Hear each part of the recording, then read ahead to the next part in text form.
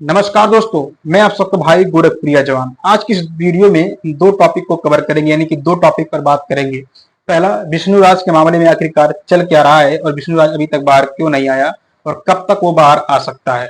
और दूसरा कि इस बार लोकसभा चुनाव की जो सबसे अधिक चर्चित सीट थी ना, यानी कि काराकाट लोकसभा जो सीट थी, जहां से भोजपुरी के पावर स्टार पवन सिंह चुनाव लड़ रहे थे, इन दो टॉपिक के ऊपर आज बात करने वाले हैं। लेकिन सबसे पहले शुरू करते हैं काराकाट की जो सीट थी, यानी कि पावर स्टार पवन सिंह जहां से चुनाव लड़ रहे थे, उसके बारे में आप लोग को अपडेट देते हैं। आप लोगों को अभी तक तो मालूम पड़ ही गया होगा दोस्तों कि काराकाट से पावर स्टार पवन सिंह चुनाव लड़ रहे थे और वो हार चुके हैं।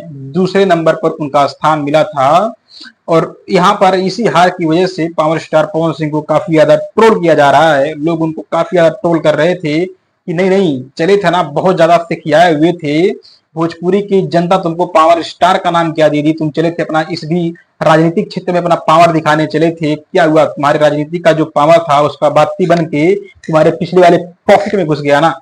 तो नहीं नहीं, आप लोगों को हम कुछ बातें बताना चाहेंगे कि भाई साहब आखिरकार जरा इन भी बातों को थोड़ा तो ध्यान दिया जाए। देखिए, इसी जो भाजपा पार्टी है ना, यानी कि भारतीय जनता पार्टी, इन्हीं के एक बहुत ही प्रसिद्ध सांसद रहे दिनेश लाल यादव निरहुआ, जिनका कहना ये होता है कि मैं ब्रह्मा का लिखा हुआ लेख मिटा दूंगा, और आज उनका नतीजा क्या है कि वो बंदा भी हार गया। मजा आया और मैं ये जो मजा है हिंदुस्तान के हर व्यक्ति को देना चाहता हूं। अब आप लोग सोचो यहाँ पर कि उनके ऊपर देश की सबसे बड़ी पार्टी यानी कि भारतीय जनता पार्टी का पूरा सपोर्ट था, पूरा समर्थन था, भारतीय जनता पार्टी से उनको टिकट था, पूरे भारतीय जनता पार्टी का समर्थन उनके साथ था, फिर भी वो चले थे भगवान की लेखनी को मिटाने, फिर भी वो बंदा हार गया। मजाक उनका उड़ाना चाहिए या भोजपुरी के पावर स्टार पवन सिंह, जो एक ऐसा इंसान जो कि निर्दलीय चुनाव लड़ रहा था, जिसके ऊपर न किसी पार्टी का हाथ था न किसी बड़े नेता का हाथ था। वो तो चुनाव लड़ रहा था बस जनता के भरोसे कि जनता का दिल जीतेंगे, जनता मुझ पर भरोसा जताएगी और अपने विकास के लिए मुझे जिताएगी। तो इसी उम्मीद से वो बंदा चुनाव लड़ रहा था, वो भी निर्दलीय, किसी भी पार्टी का उसको फंड नहीं जा रहा था कि वो खूब बढ़िया से खर्चा कर ले, खूब बढ़िया से ऐसो आराम से बकायदा एकदम वीआईपी तरीके से अपना चुनाव प्रचार कर ले। नहीं नहीं, आप लोग खुद सोचो ना, काराकाट से जो कि एनडीए जो गठबंधन था, यानी कि मोदी जी का जो गठबंधन वाली जो चीजें थी, जिनका यूनिटी था, उनसे जो चुनाव लड़ रहे थे वो थे उपेंद्र कुशवाहा। उपेंद्र कुशवाहा को जिताने के लिए मोदी जी खुद राजनाथ राजनाथ सिंह, यानी कि ये मान लीजिए कि भारतीय जनता पार्टी के यानी कि सबसे बड़े बड़े जो नेता लोग थे वो सभी चले गए थे कि कैसे भी करके पवन सिंह को वहां से हरा देना है और उपेंद्र कुशवाहा को जिताना है। लेकिन हुआ क्या कि भाई साहब वो भी वहां से नहीं जीते, और ये उनका जब भी हार हुआ ना, उनकी हार से पावर स्टार पवन सिंह ने इस बात को तो तय कर दिया कि भाई साहब देखो, न खेलब न खेले देव, खेलवे बिगाड़ देव। इस कहानी को पवन सिंह ने वहां पर सटीक बैठा दिया कि जिसके लिए देश के सबसे बड़े नेता, प्रधानमंत्री तक के लोग, यानी कि सबसे बड़ी पार्टी का हाथ था, जब वो नहीं जीता तो यहाँ पर तो एक निर्दलीय प्रत्याशी था, तो ये हार गया तो कौन सी बड़ी बात हो गई। और इतना ही नहीं, आप लोग को पता होगा दोस्तों कि जहां से प्रधानमंत्री नरेंद्र मोदी खुद चुनाव लड़ते हैं ना, वो सीट उतनी चर्चे में नहीं थी जितना चर्चे में था काराकाट लोकसभा चुनाव, यानी कि क्षेत्र जहां से भोजपुरी के पावर स्टार पवन सिंह चुनाव लड़ रहे थे। नहीं नहीं, मुझे तो जहां तक लगता है कि आप में से अधिकतर लोगों को काराकाट का नाम भी नहीं पता था जब तक चुनाव का मतलब ये अनाउंस नहीं हुआ था कि वहां से पवन सिंह चुनाव लड़ रहे हैं।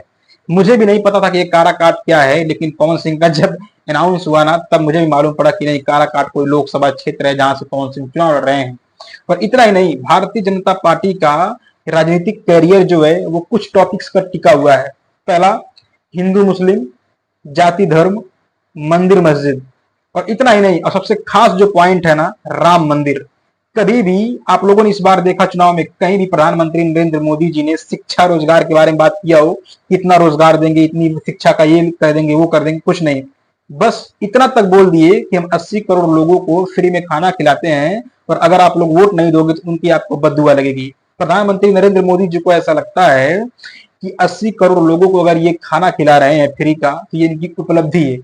ये उपलब्धि नहीं, एक शर्म करने वाली बात है कि आपके देश में 80 करोड़ लोग की कंडीशन ऐसी है कि उन्हें फ्री में खाना खा के अपना पेट भरना पड़ रहा है। इतना ही नहीं दोस्तों, हालांकि हम अब आते हैं मेरे मुद्दे पर, राम मंदिर और अयोध्या।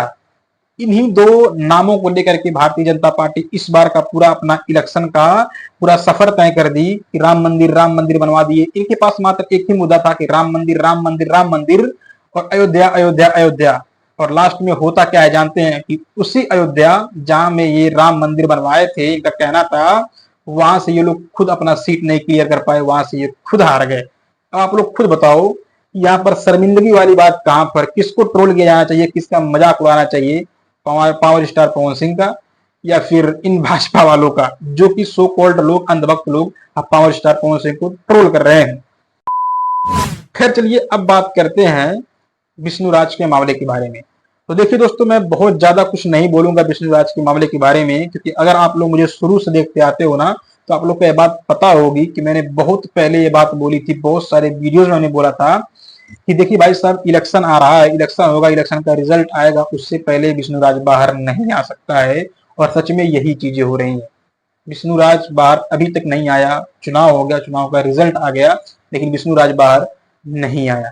बट एक सबसे अच्छी और नया अपडेट जो है विष्णु राज के मामले में, वो ये है कि हाई कोर्ट के जो वकील थे विष्णु राज के, उनको बदल दिया गया है, यानी कि विष्णु राज का वकील चेंज कर दिया गया है। अब हो सकता है कि आने वाले कुछ समय में, कुछ महीनों में आप लोगों को कुछ बेहतर और अच्छा अपडेट देखने को मिल जाए।